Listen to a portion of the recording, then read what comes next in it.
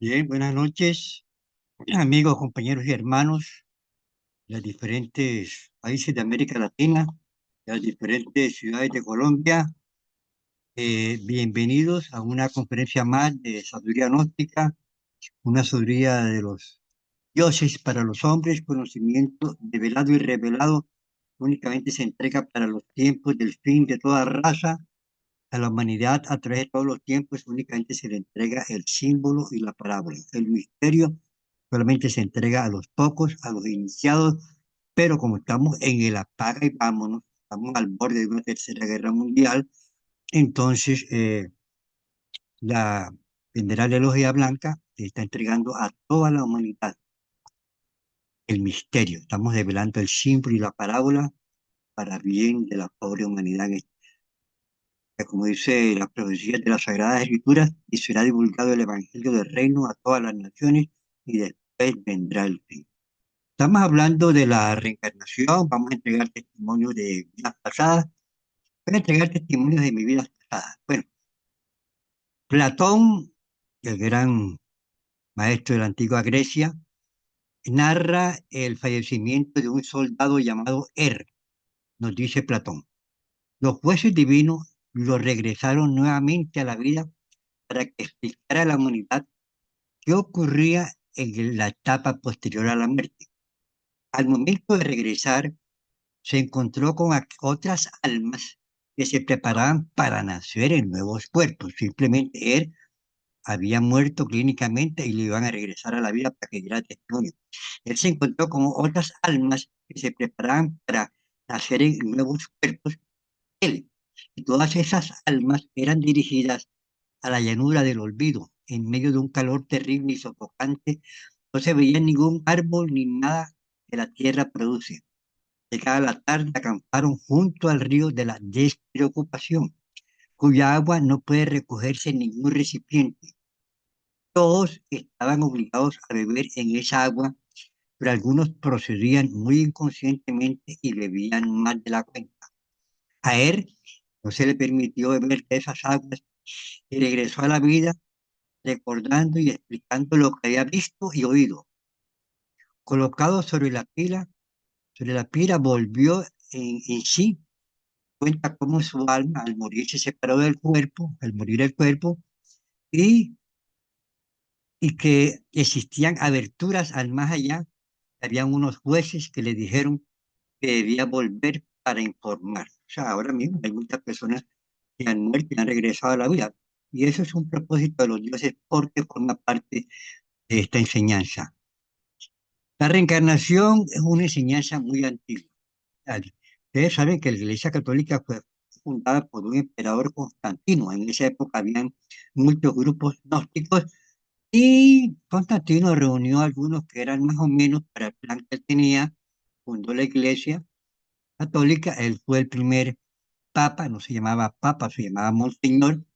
Al morir, él nombró el segundo Monseñor, que era el segundo papa. Ya el término papa comenzó a usarse después del año 1100.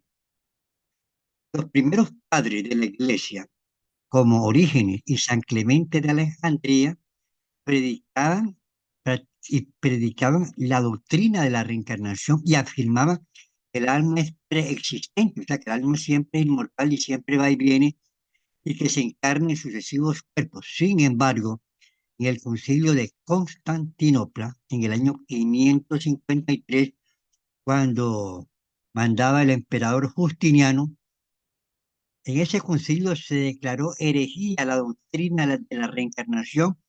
Fueron mutilados los pasajes que de ella hablaban en la Biblia.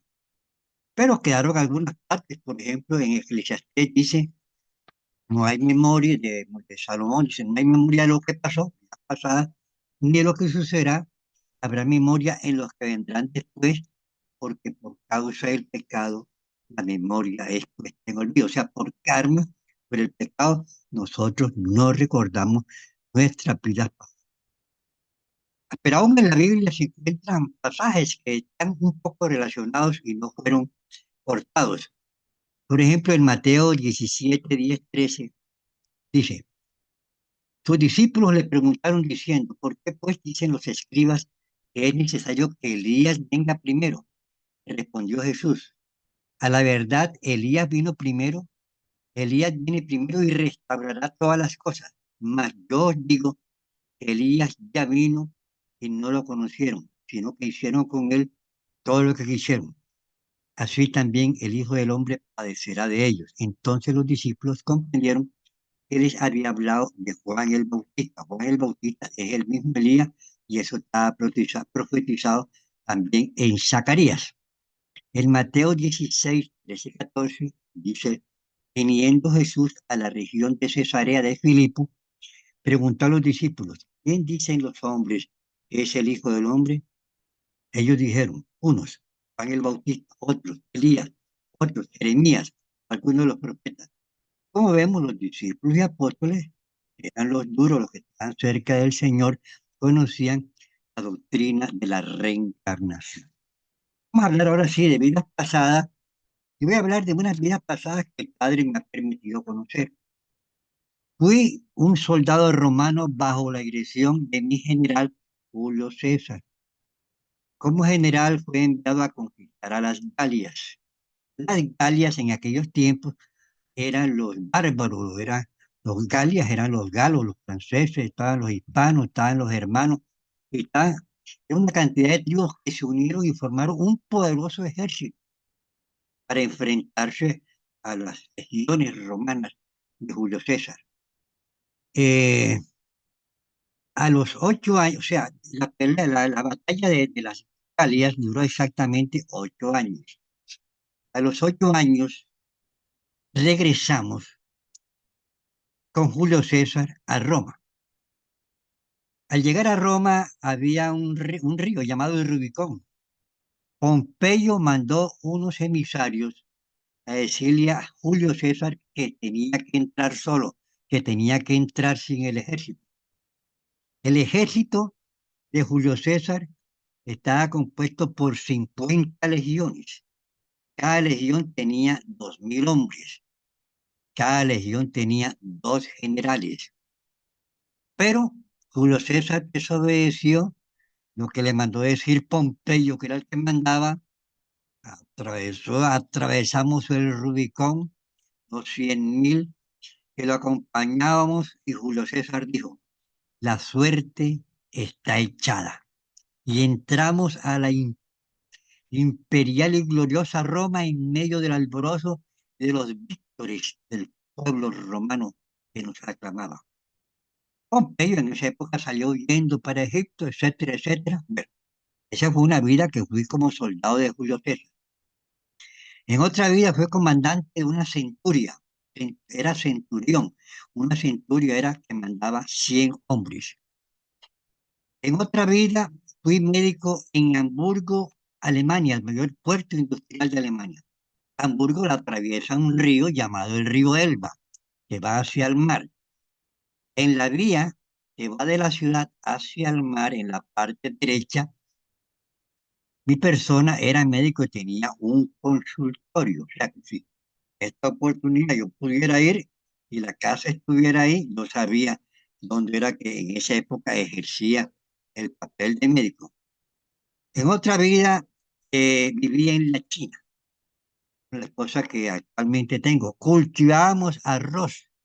Vivíamos en Shanghái, que era una provincia vecina a Beijing. Pero en esa época era una provincia arrocera, ahora es un gran puerto industrial, tiene como 20 o 30 millones de habitantes.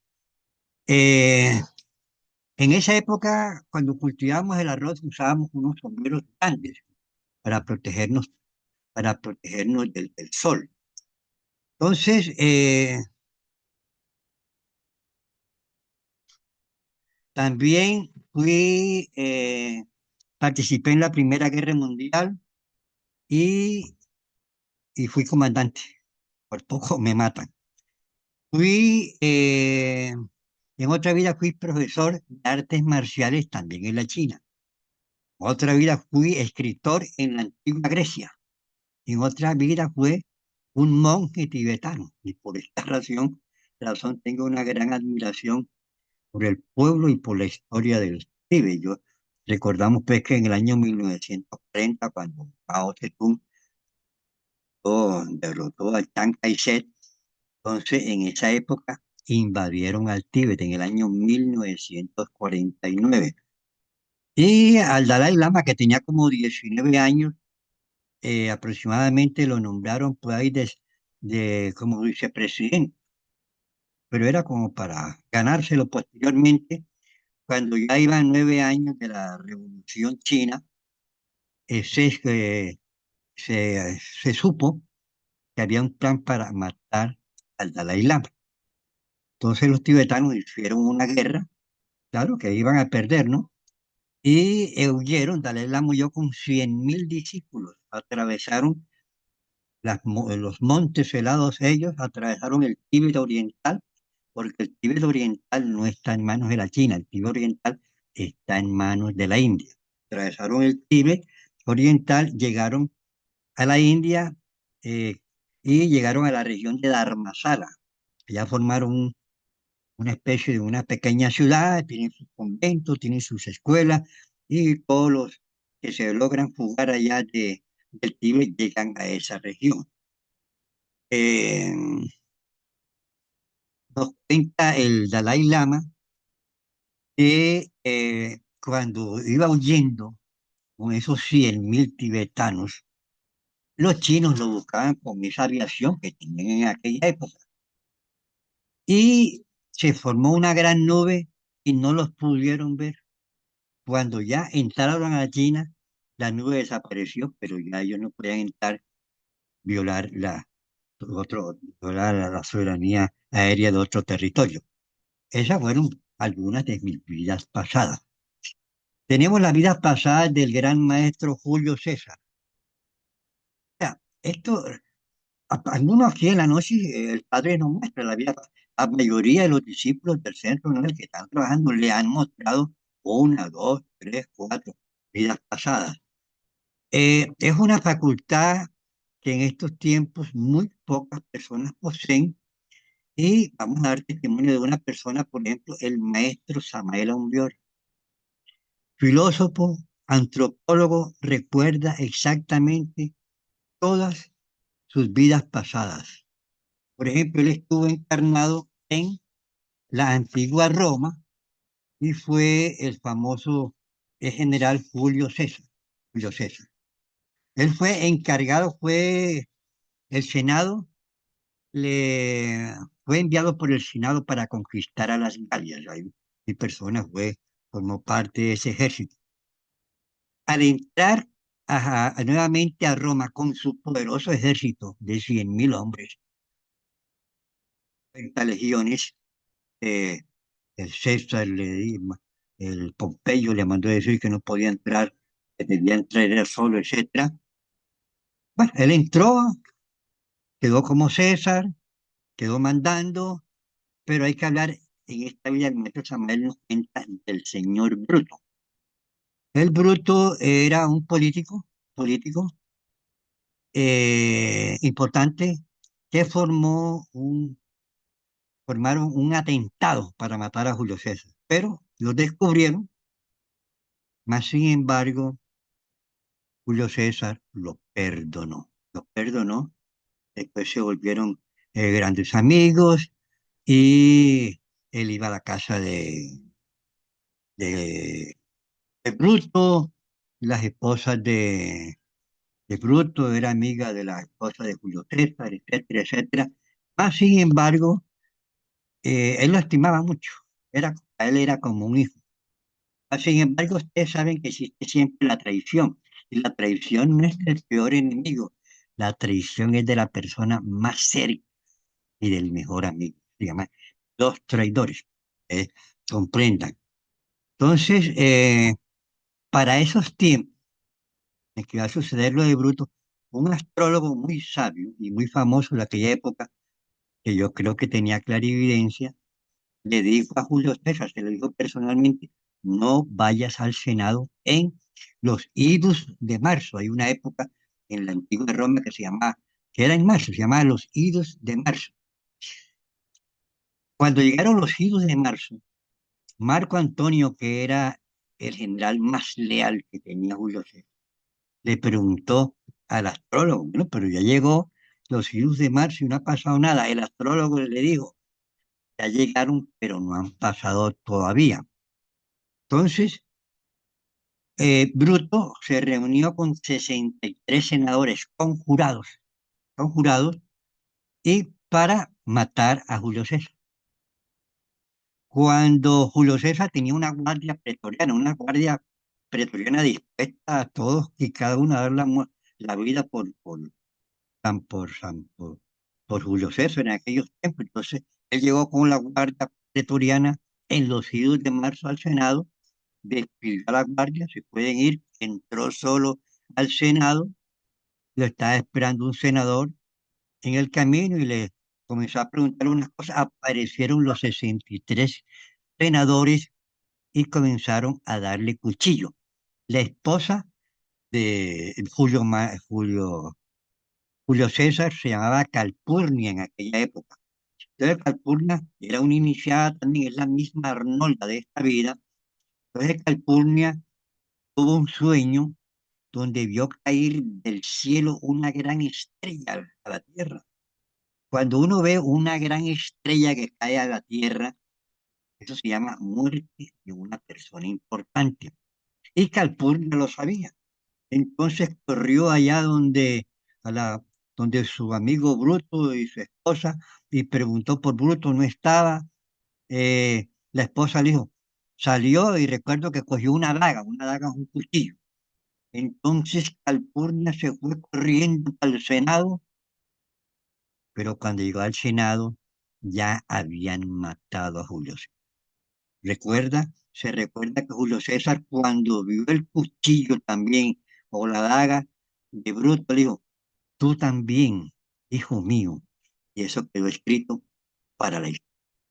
O sea, murió de muerte violenta por manos de un traidor llamado Bruto. Posteriormente, en otra vida, Samael Aumbior, en otra de sus vidas, vino como marqués, tercer señor de la región de Granada en España, limítrofe con Italia. Y en esa misma época nació también en Granada el famoso conde, que ya no se llamaba Bruto, sino tenía otro nombre. Y como existe la ley de recurrencia, y uno se lleva a los mismos amigos y se trae los mismos amigos y tiene los mismos enemigos, todo se vuelve a repetir. Entonces el conde, que era Bruto, comenzó a meterse con con el marqués de Granada, y que tenía un cargo más importante, y entonces el marqués de Granada fue a quejarse ante la Santa Inquisición, dirigida por el terrible inquisidor Torquemada. Él le dijo, vea, este señor me anda molestando, me, me anda teniendo problemas conmigo. Entonces dijo el inquisidor Torquemada, de este condecito nos han traído muchas quejas y lo vamos a capturar, le vamos a sacar la coña y le vamos a echar plomo derretido en los dedos, etcétera. Sin embargo, el bodhisattva de Samael en esa época, el cuerpo de Samael en esa época, el marqués no le gustó lo que estaba diciendo el inquisidor que le iba a hacer.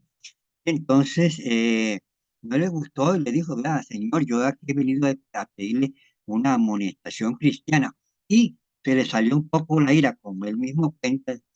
Entonces le dijo unas cuantas cosas al inquisidor y el inquisidor tocó una campana y vino la guardia de la Inquisición, que era una cantidad de espadachines, se las habían todas con la espada y trataron de atacar en Gavilla al, al marqués, y el marqués dijo, un momento, hay que respetar las reglas de la caballería, uno solo, uno por uno. Entonces peleó en combate con el jefe de la guardia de la Inquisición y se lo estaba ganando, y cuando estaba ganando, se metieron todos los demás espadachines y total, perdió el marqués y lo quemaron vivo. Vieron ahí, lo amarraron a un poste, prendieron la candela y en aquella época murió, lo asesinó el bruto ese. Y en esta época murió también por culpa del bruto ese. ¿Qué problema? Cuando ahora es como no tener enemigos porque se le complica la vida. Entonces, en otra vida, pues, Samael Aumbior nos cuenta, por ejemplo, nació en Inglaterra y se llamó Simón Blair. Simón Blair viajó a España y de España viajó aquí a la Gran Colombia, a la provincia de Granada, o sea, aquí a Colombia en esa época, y estaba gobernando el virrey Solís, estaba gobernando el virrey Solís, y como tenía mala situación económica, comenzó a trabajar en la policía del virrey Solís en esa época. Nos cuenta el mismo maestro Samael que una presentación de armas, porque iba a pasar por ahí el virrey Solís, entonces estaban todos uniformados, etcétera, y el oficial estaba dirigiendo a estos policías, revisando a ver si estaban bien, la ropa y todas esas cosas, y nos cuenta el mismo Samael, en esa vida, él tenía dos botones sueltos. Entonces el oficial le mandó una cachetada en la cara, dice el maestro Samael. Aquello que tenía de bodhisattva caído, le dio ira y le metió una bayoneta y mató al oficial ese y se formó un alboroto y él aprovechó y salió huyendo y duró un tiempo huyendo por los pueblos. Al llegar a un pueblo una vez, un alcalde de ese pueblo le dijo, eh, queda detenido en virtud del artículo 16 de la Constitución. En esta vida, ese hijo pidió venir de hijo de Samael para pagar el daño que le había hecho por meterlo preso en esta vida. Ese alcalde fue hijo de Samael. Fueron anécdotas interesantes de la vida de los grandes maestros. En otra vida, el maestro perteneció a la corte de los Habsburgo. Fue un príncipe en esa vida. Nos cuenta el que conoció al conde Cagliostro, por cierto, que lo invitó a ir a su palacio, etc. Eh, el conde Cagliostro le dijo, tú no sabes quién eres, sabes que tú eres el Bodhisattva del quinto, tú eres el quinto de los siete, tú eres Samael. En esa época el Bodhisattva estaba acá. En otra vida, pues, eh, el Bodhisattva del maestro Samael, que estaba caído, nació México, en México y se llamó Daniel Coronado y era un campesino pobre y su esposa era muy pobre y estaba unas clasecitas ahí para cuadrar la cosa y apareció la revolución de Pancho Villa y entonces a él le gustó esa revolución y reunió un poco de campesinos. Se presentaron con asadones y con machetes, llegaron allá donde el gran general Pancho Villa. Y el Pancho Villa le dijo, ustedes hoy se venimos a unirnos a la revolución. Entonces Pancho Villa le dijo, denle armas, denle uniformes, denle comida a estos hombres. En esa época Daniel Coronado fue uno de los mayores oficiales que tuvo Pancho Villa. Se llamó uno de los 30 dorados. Como ya, él es un Dani Bodhisattva, o sea, un maestro caído es un Bodhisattva, pero una persona que tiene una categoría mayor se le llama Dhyani Bodhisattva. El Dhyani Bodhisattva trae ciertas capacidades de las vidas anteriores. Entonces, cuando Pancho Villa le habían dicho que venían los federales por aquel lado, entonces le decía, Daniel, averígame para ver si es verdad. Entonces entraba en meditación y salía en astral y a lo que es regresar, ese sí, bien. Entonces, era una maravilla. Era uno de los oficiales eh, mejores que tenía Pancho Villa en esa época. Total, triunfó la revolución, la reforma agraria, se hizo un tratado de paz. A Pancho Villa le dieron como un estado para que lo gobernara, era muy inteligente, formó bancos, escuelas, Pancho Villa era una persona muy inteligente y Daniel Coronado se quedó en México y cuando ya estaba de mayor edad, estaba muy pobre y nos cuenta él de que una vez pasando en México con un misionero internacional por un parque, le dijo al misionero, ¿te acuerdas de aquella banca? Entonces el misionero le dice, no, no, maestro, dice, en esa banca yo estaba muy enfermo, estaba muy enfermo en la vida pasada y te pedí ayuda y tú no me la diste y yo morí en esa banca, cosas que pasan más. Le pidió ayuda y ahora él era el maestro y el otro era el misionero internacional, cosas que pasan en la vida. Allá en el pueblo, creo que el pueblo de Durango, en México, hay una calle que se llama Daniel Coronado, como recuerdo de ese gran militar, uno de los 30 dorados. Después mataron al pobre Pancho Villa, etcétera, etcétera. Eh, el maestro Samael, pues, nos cuenta numerosas partes de sus numerosas vidas pasadas. Nosotros aquí le estamos contando algunas de la vida pasada del maestro Samael. Bueno, también en esta vida nació en Bogotá, en el barrio Egipto. Fíjese usted, por cierto que fue monaguillo de una iglesia católica cuando él nació, porque él estaba consciente en el momento de que nació y que lo conectaron, que pegó la primera llorada que le pegaron por los glúteos, etcétera. Él reconoció a su padre, que era un viejo enemigo de la Edad Media y que había prometido vengar, ¿ah? De Víctor Manuel Gómez en esta vida. Y el nombre de Víctor Manuel Gómez es un nombre místico. Víctor, venerable. Manuel, maestro. Gómez, gnóstico. Rodríguez, Rosacruz, venerable y maestro gnóstico.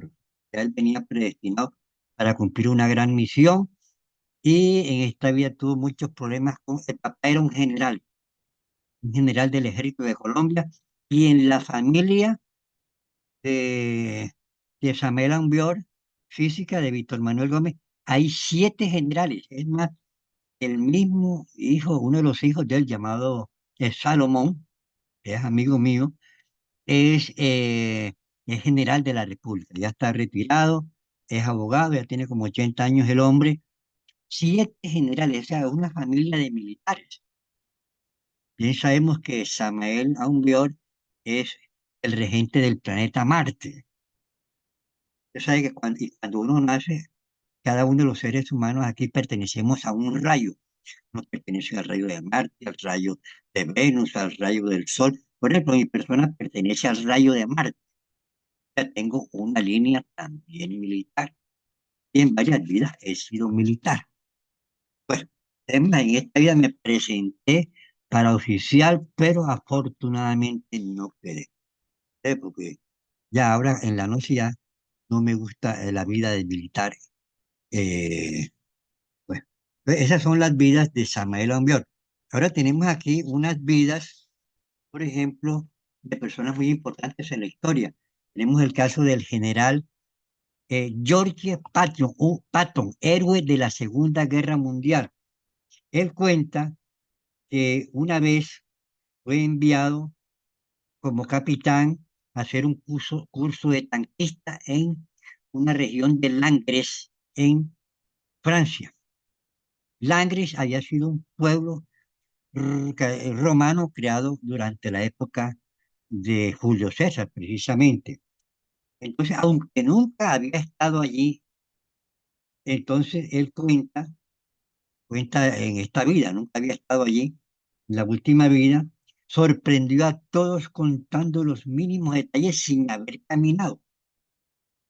Contaba con precisión cada depresión, cada arroyo, cada lugar, etcétera, y decía él que había conocido ese sitio porque en la época romana había estado acampado allí durante un año, porque fue un pueblo durante el imperio, fue fundado por los romanos. También recuerda este militar George Patton, que es una persona muy importante, haber sido militar en los tiempos de Alejandro Magno y en los tiempos de Napoleón fue un general francés bajo las órdenes del mariscal Murat, con vidas pasadas. Y repito aquí, en otras conferencias virtuales, voy a traer aquí a otras personas para que cuenten sus vidas pasadas, porque aquí en el centro Anel, pues hay muchas personas que recuerdan vidas pasadas. Tenemos ahora Charles Lindbergh, un hombre inmortal en aquellos tiempos. Fue, o sea, el primero en atravesar el océano Atlántico en un biplano, 6.000 kilómetros. Lo atravesó.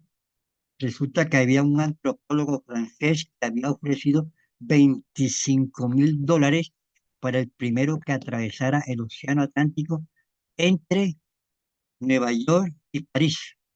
Y él fue el primero. Fueron 6.000 kilómetros de travesía y lo hizo vía el viaje, lo hizo solitario. Cuenta él, porque de paso les adelanto, él era un iniciado, o sea, sí, en aquellos tiempos, que 22 horas después de este suceso, se vio en una meditación, se vio a bordo de una extraña máquina voladora que se estrelló contra un castillo aterrorizando a los moradores. Más tarde, ya como piloto, porque él era piloto, volando sobre Portugal, reconoció al castillo de Estoril, donde él se había estrellado y había muerto en el año 1128, cuando él era un alquimista francés y que había creado esa máquina para volar. O sea, viene con la vocación de aviador. Él nos cuenta, él era un alquimista francés. Los alquimistas eran los gnósticos, éramos los gnósticos de la Edad Media que nos teníamos que esconder bajo el, teníamos unos laboratorios, etcétera, pero cuando ya llegaban ciertas horas nos reuníamos a hablar de sabiduría oculta. Ante las gentes profanas, hicieron muchos descubrimientos, gentes allá durante la época de la alquimia. Tenemos el caso de Ernest Hemingway. Ernest Hemingway, un gran escritor que llegó a ser premio Nobel de literatura, él nos cuenta que siendo soldado en su juventud fue herido en el frente italiano de Fosalta en 1918 durante la Primera Guerra Mundial. Sufrió grandes lesiones en la pierna, en la columna vertebral, etcétera. Y en el momento en que estalló la granada que casi lo mata, recordó, recordó que ya había estado en una situación similar en otro combate en tiempos de Ricardo III, cuando él era un arquero inglés en el año 1415 y un caballero francés lo hirió gravemente con una pesada mano. Hay personas importantes en el mundo pues, que recuerdan sus vidas pasadas. Está Llore Pato, está Charles Lindbergh, está Ernest Hemingway, y todos nosotros tenemos muchas vidas pasadas que no las recordamos porque, como dice, nos dan a beber la copa del olvido. Ahora, nosotros cuando entramos a la noche, la vida pasada es un poder, como lo que es la clarividencia, la telepatía, la intuición, la polividencia intuitiva, son, son, eh, son 7 poderes y 5 sentidos físicos.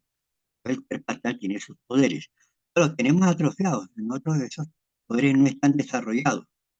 Y cuando nosotros venimos a la noche y realizamos un trabajo de divulgación de la enseñanza, se dice que el que da sabiduría recibe sabiduría, y el que da más sabiduría recibe más sabiduría, y el que la da con amor y desinterés recibe sabiduría con misericordia. Entonces, a nosotros los instructores, cuando lo hacemos con amor, los dioses santos nos entregan internamente mucha sabiduría porque nosotros estamos haciendo un sacrificio para entregar esa sabiduría. Ahora, nosotros, ¿por qué hemos perdido esos poderes?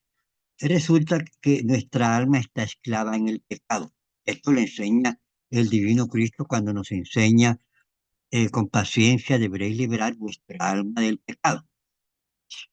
Tenemos muchos, los pecados se llaman los defectos. Son 7 pecados capitales y los defectos son 10.000. A veces uno tiene más de la lujuria, entonces se llama el rasgo psicológico principal. Otros que tienen el yo del orgullo, entonces se llama, ese es el rayo psicológico principal. Tenemos los 7 pecados, y esos pecados capitales, cada defecto tiene esclava una partícula de alma. Cada esclava tiene, tiene embotellada, cada defecto tiene embotellada una partícula de alma. Entonces nosotros, aquí lo primero que tenemos que hacer, la gnosis, los, de las profetisas de Delfos entregaron el máximo axioma de la sabiduría divina que homo no se te hizo, hombre, conoce a ti mismo y conocerás el universo de los dioses. O sea, la gnosis, su principio es psicológico, conocernos desde un punto de vista psicológico, conocer nuestros defectos, eliminarlos, liberar nuestra conciencia, aumentar nuestro porcentaje de conciencia e ir conociendo gradualmente los misterios del universo de los dioses. Salidas en astral, vidas pasadas, el plano astral, el plano mental, los paraísos elementales de la naturaleza, el templo del venerable maestro Anush. Aquí nosotros tenemos la oportunidad de conocer los misterios del universo y de los dioses. Y como instructores nos corresponde entregar esta enseñanza para bien de la humanidad. Es como una misión. Entonces, el problema es psicológico. Cometemos errores, viola las leyes de Dios, eh, te ganas un karma, y el karma puede ser la cárcel, una enfermedad, la muerte, uno no sabe qué va a pasar, pero nada es casual en la vida. Todo lo que, todo lo que me ha pasado a mí en la vida obedece a causa y efecto. Repito, me ha perdonado la vida 14 veces. Estoy, estoy entregando la enseñanza. Yo iba para entregar la enseñanza, esto es lo que más me gusta. Mi finalidad y mi existencia es entregar la enseñanza. Y me ha perdonado 14 veces, muchas veces me ha perdonado, me han mostrado porque me han perdonado. Sinceramente le digo por buenas obras, por las buenas obras, porque como dice el maestro Samuel, quien tiene con qué pagar, paga y sale bien en los negocios, no tiene con qué pagar, paga con dolor, dice el maestro, haz buenas obras para que pagues tus deudas. Y también nos decía, hagan obras por toneladas, porque allí donde están vuestros tesoros está vuestro corazón. Cuando a uno le van a cobrar un karma, miran allá las buenas obras que hizo, se llaman los tesoros en los cielos. Si el hombre no hace nada y el karma es muy fuerte, se lo lleva. Le dan, pegan un tiro, una enfermedad que va a morir, un infarto, etcétera, fulminante, etcétera. Pero si tiene buenas obras, nos perdonan o nos perdonan una parte y el dolor es menos. Ahora sí vamos a hacer, ya estamos para terminar, vamos a hacer una relajación, una pequeña meditación. Respiraciones lentas y profundas. Ojos cerrados, claro está. El aire entra por la nariz, lo sentimos, lo expulsamos por la boca, sentimos. Al expulsar el aire, nuestro cuerpo queda totalmente. Ordenamos átomos, células, moléculas de todo mi organismo. Os ordeno en nombre del Cristo, relájense, relájense, visualizamos, imaginamos nuestro cuerpo físico totalmente relajado. Átomos, células, moléculas de mi cuerpo físico os ordeno en nombre del Cristo, relájense, relájense, relájense, totalmente relajados. Piernas relajadas, sentimos los párpados bien pesados, más bien pesados. Pronunciamos ustedes el mantra Om, que significa Dios.